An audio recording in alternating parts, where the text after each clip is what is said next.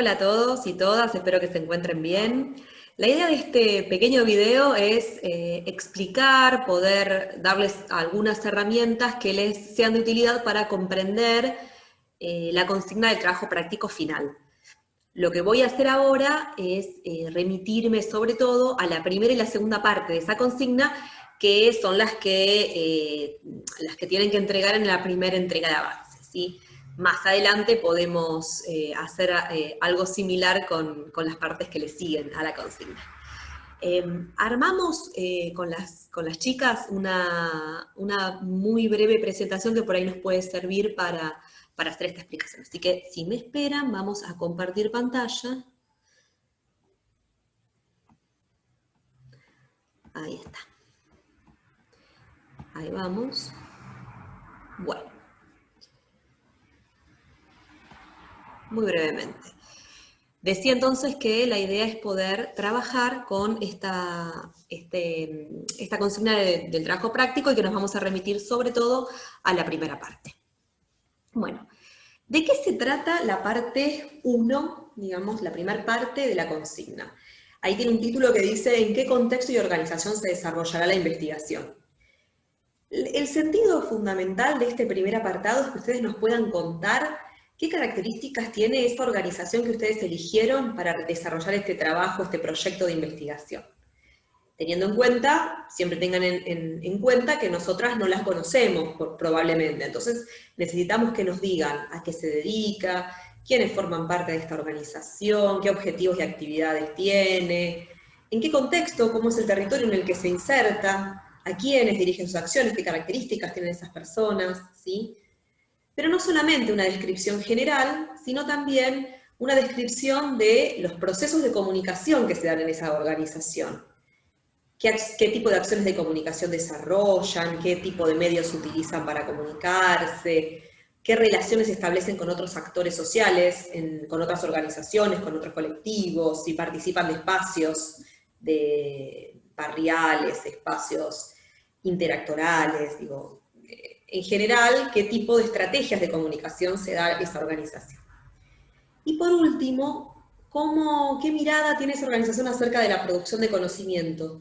Lo que nos interesa ahí fundamentalmente es que ustedes nos puedan decir qué rol tienen los procesos de producción de conocimiento en el trabajo cotidiano de la organización. Hay organizaciones que le dan mucha importancia, mucha relevancia a generar procesos de investigación, y hay otras organizaciones que por ahí no lo consideran como una actividad cotidiana, algo relevante, sino que en el día a día de la gestión, bueno, son cosas que no se trabajan. Entonces es importante plantear qué es lo que pasa en este caso en particular, qué tipo de saberes son los que se consideran legítimos, por ejemplo, saberes académicos, disciplinares, saberes de los actores sociales del territorio, saberes de especialistas como comunicadores y comunicadoras u otro tipo de especialistas en particular. Digo, muchas veces les doy un ejemplo muy sencillo, pero muchas veces sucede, por ejemplo, en el campo de la salud, que los saberes que se consideran para tomar decisiones relevantes son los saberes médicos. Y hay muchos otros y muchas otras profesionales que participan de equipos que trabajan en áreas de salud, como comunicadores y comunicadoras, antropólogos y antropólogas, sociólogos y sociólogas, etcétera, etcétera, cuyos saberes específicos no se consideran relevantes para tomar decisiones. Recién, hace poco tiempo, hace unos años, que empezamos a ser mayormente reconocidos en los equipos interdisciplinarios, por ejemplo, del campo de la salud. Entonces, es eso, digamos, saber eso es sumamente importante para poder pensar de qué modo podemos instalar, podemos construir viabilidad para nuestros proyectos. Entonces, la primera parte básicamente tiene que ver con que ustedes puedan contarnos de qué se trata, digamos, de qué se trata este espacio, qué es lo que hace este espacio, y qué pasa en este espacio con la construcción de conocimiento, pensando siempre en la construcción de conocimiento situado para generar procesos de intervención, ¿no? Esta organización que seleccionaron, ¿se hace preguntas, genera procesos de indagación antes de desarrollar acciones o simplemente las desarrolla y no reflexiona sobre ellas? o no la produce antes, pero durante todo el proceso de intervención y de acciones que desarrolla, suelen reflexionar, suelen tener espacios los equipos para reflexionar y para analizar lo que sucede. Bueno, estas son cuestiones importantes, porque hacen a la viabilidad, ¿sí?, de la construcción colectiva en estos espacios. Vamos a ver entonces qué pasa con la parte 2.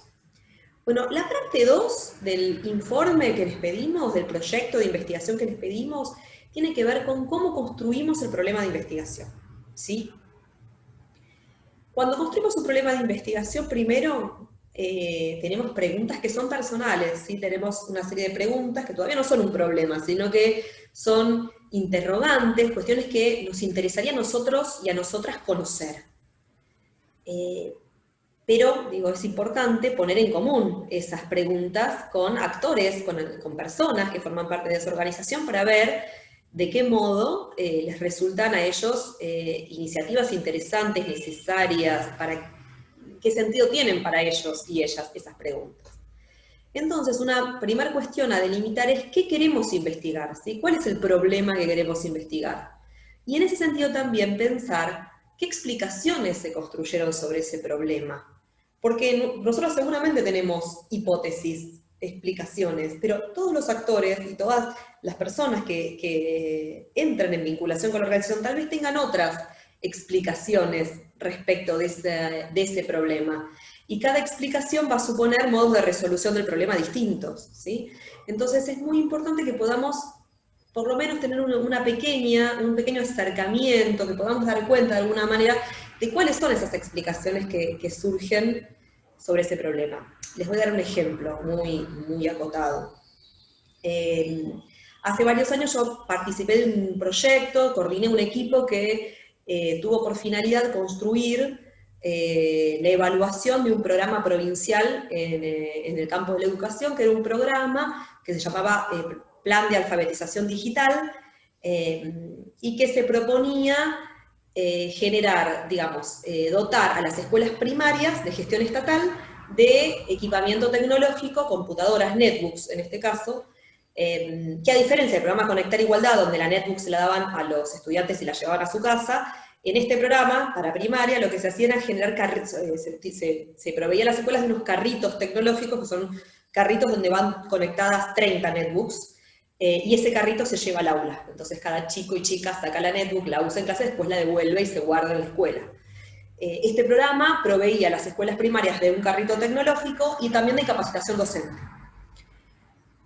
Había varias hipótesis por las cuales se había construido este problema, digamos, que nosotros debíamos construir un problema de investigación en relación con esto. Nosotros nos proponen evaluar este programa, ¿sí? Ahora, cuando uno empieza a construir el problema sobre el cual es importante generar un proceso de evaluación, se encuentra con que los distintos actores tienen distintas explicaciones respecto de por qué se utilizan o no se utilizan, digamos, estos carritos. Hay algunas personas que opinaban que no se utilizaban porque los docentes no estaban capacitados, y las docentes no estaban capacitados para hacerlo. Pero otras personas consideraban que no había conectividad en las escuelas. Y en realidad estos carritos no les requerían necesariamente un trabajo de conectividad porque tenían cargadas contenidos las netbooks. Pero había muchas docentes que se negaban a utilizarlas, que planteaban que no servía si no había Wi-Fi, si no había Wi-Fi en la escuela. Entonces, digo, poder conocer, poder saber por qué, digamos, qué razones tienen los actores y las actrices, digamos, en relación con determinado tema, sirve para poder pensar cómo podemos trabajar con esas personas estas cuestiones. Entonces, si las docentes y los docentes te dicen no las uso porque no sé hacerlo, o te dicen no las uso porque no tengo Wi-Fi, y desconocen que hay modos de trabajar con el Wi-Fi, bueno, claramente hay una propuesta que uno puede desde el Estado generar que tiene que ver con, en esas capacitaciones docentes, enseñarles, trabajar con las docentes otros modos de trabajar con esa tecnología aún no teniendo Wi-Fi. Pero esto es algo que se incluye como contenido porque primero se indagó en las representaciones de esas docentes, ¿sí? En cuáles son las prácticas que desarrollaban. Bueno, eso entonces es muy importante empezar a indagar en distintas explicaciones, distintas cuestiones en relación con este problema. Hay otras personas que directamente planteaban un no rotundo porque no, digamos, porque no es, porque no sirve, porque no es algo que a mi materia, a mi disciplina, a mi práctica docente le aporte nada. Bueno, digo, de construir estas cuestiones, primero es importante reconocer qué explicaciones, qué construcciones de sentido tienen las personas sobre esto para después poder pensar estrategias, ¿no? Un segundo aspecto, entonces, decíamos, una primera cuestión, ¿qué queremos investigar y qué explicaciones se han construido en la organización en relación con ese problema que queremos investigar? Otra segunda cuestión es cómo nos interpela cada uno y cada una de nosotros ese problema, ¿sí? Esto tiene que ver con el tema de la clase de hoy, que es la reflexividad, es decir, poder pensar cómo me atraviesa este tema en términos de género, en términos de clase, en términos de biografía. Digo, hay determinados problemas de investigación que pueden atravesarnos personalmente, individualmente, incluso como grupo de trabajo, cuando trabajamos en equipo, por determinadas razones. Y es muy importante identificar cómo me influyen, cómo nos influencian esas cuestiones, ¿sí? Porque eso es lo que nos permite, de alguna manera, extrañarnos, poder construir, no una neutralidad, porque nunca existe una neutralidad en el investigador, pero sí identificar cómo determinada cuestión nos interfiere en nuestro proceso de construcción de conocimiento, nos influye más que interfiere en nuestro proceso de construcción de conocimiento. Otra cuestión tiene que ver con la construcción de la viabilidad, ¿sí? De investigar este problema en particular. Es decir, cómo construimos consensos para investigar este problema. Es decir, por ejemplo, ¿por qué necesitamos construir conocimientos sobre este problema? ¿Qué condiciones deberíamos producir para poder investigar esto? En el ejemplo que hoy les contaba de la evaluación de este programa de alfabetización digital, hubo una situación en este sentido que fue muy relevante, y es que hoy hablaba al principio de la cultura institucional y cómo eso afecta o no la toma de decisiones. Los equipos que tenían que desarrollar este programa, llevar adelante las capacitaciones, entregar las máquinas, ponerlas a funcionar, explicar cómo era el proceso, digamos, los que tenían que gestionar este programa, no tenían incluso los que conducían esos equipos, quiero decir, los coordinadores de esos equipos, eran equipos que venían de la práctica docente, en muchos casos, y eran equipos que venían de la gestión, es decir, que estaban acostumbrados a conducir procesos de gestión en el Estado. Pero no tenían una mirada acerca del planeamiento, acerca de cómo la construcción de información puede aportar a la gestión. Tenían una práctica instalada, habitual, en la que la producción de gestión era para mostrar lo bien que hicimos las cosas, por decirlo de alguna manera. Lo que en gestión se suele llamar informes de gestión, digo, cuando uno trabaja en el Estado, por ejemplo, le suelen pedirse informes de gestión. Uno haga un informe diciendo, bueno, ¿qué hice en esto? Entonces, cuando nosotros hablábamos de evaluar la implementación del programa, ellos todo el tiempo nos planteaban, ellos y ellas, tenían una gran resistencia, digamos, a algunos instrumentos, a poner en práctica algunos procesos de relevamiento de información y de construcción de información. Porque planteaban que en eso que se decía, no se hablaba de las acciones que ellos desarrollaban. Y ahí voy a un ejemplo incluso dentro de esto más concreto. La primera acción de evaluación que desarrollamos en el marco de este equipo fue construir la línea de base. La línea de base se le llama a un relevamiento de información que da cuenta de cuál es la situación que existe en determinado territorio antes de que un programa se implemente. Y el sentido de construir una línea de base es poder a lo largo del tiempo, cuando el programa ya se implementó y se desarrollaron las acciones, poder ver qué diferencia hubo, qué distancia hay entre el punto inicial y un tiempo después lo que sucedió con el programa. En este caso en particular, la línea de base suponía describir la situación de las escuelas primarias en relación con el uso de TIC antes de que el programa de alfabetización digital llegue a las escuelas. Entonces, ¿qué hicimos? Hicimos encuestas censales con equipos directivos, es decir, todos los directores y directoras de escuelas primarias estatales respondieron a una encuesta donde contaban cuál era la situación de equipamiento de su escuela, con qué equipamiento contaba la escuela y con cuál no. Y también hicimos encuestas con docentes, donde les preguntábamos acerca de qué uso le daban a las TIC en sus prácticas de enseñanza.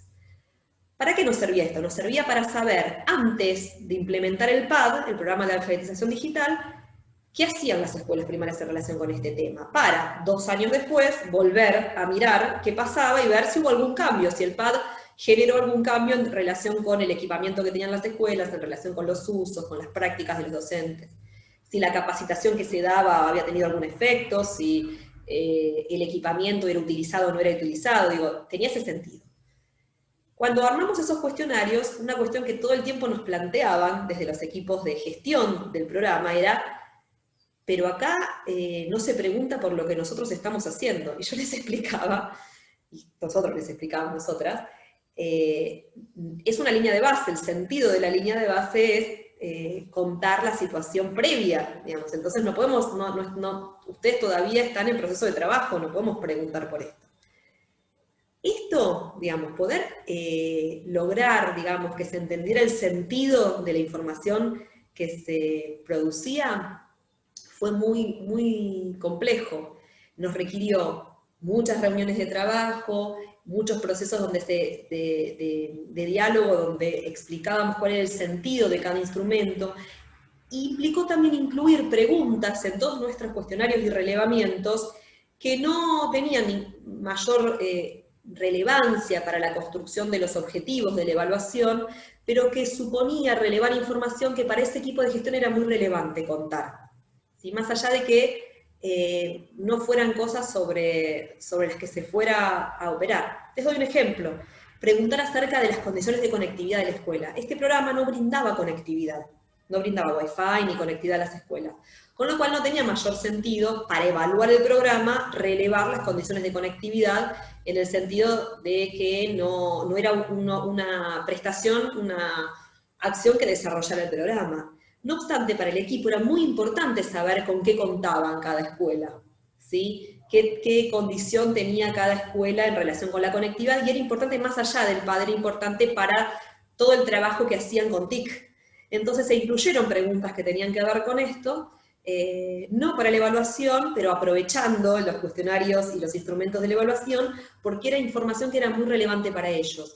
Lo mismo pasó en relación con otras preguntas que se fueron introduciendo y que tenían que ver con, por ejemplo, diferencias que había en relación con distintas asignaturas o materias curriculares, y cómo docentes de distintas áreas disciplinares, o en realidad de que daban distintos campos de conocimiento, se apropiaban o no de contenidos vinculados con el uso de TIC. Para ellas y ellos era importante saber eso porque les permitían desarrollar contenidos específicos. Entonces, en el diálogo con estos equipos se fueron introduciendo preguntas que, más allá de la evaluación que habíamos previamente pensado, eran importantes introducir para que estos equipos pudieran apropiarse de esa información. Porque si no, ese relevamiento era algo que hacía la gente de planeamiento porque lo quería hacer y no tenía ningún sentido para esos equipos en su proceso de trabajo cotidiano. Generar estos procesos de diálogo con ellos, y además introducir preguntas que a ellos les interesaban, generó la posibilidad de que esa información se utilizara, y generó la posibilidad de que se fueran construyendo condiciones para que fuera viable ese relevamiento. El último punto tiene que ver con qué objetivos de investigación identificamos, es decir, por qué es relevante, un problema de investigación en particular, y para qué y para quiénes es relevante, algo que fuimos un poco trabajando en el último teórico sincrónico, ¿sí? El anterior. Pensar, bueno, por qué queremos saber algo y para quiénes es relevante. ¿Es relevante para la organización, en el sentido que hoy comentaba? ¿Es relevante? ¿Para quiénes de la organización es relevante? ¿Sí? Es muy importante empezar a identificar estas cuestiones que tienen por sentido poder hacer más factible nuestras intervenciones en investigación. Bueno, hasta acá llegamos ahora. La idea de esta primera parte es que puedan dar cuenta de estos dos grandes puntos, ¿sí? Cualquier duda vamos a estar disponibles en el sincrónico y también vamos a estar disponibles en un foro que vamos a crear la semana próxima para consultas. Bueno, les dejo un saludo a todos y a todas.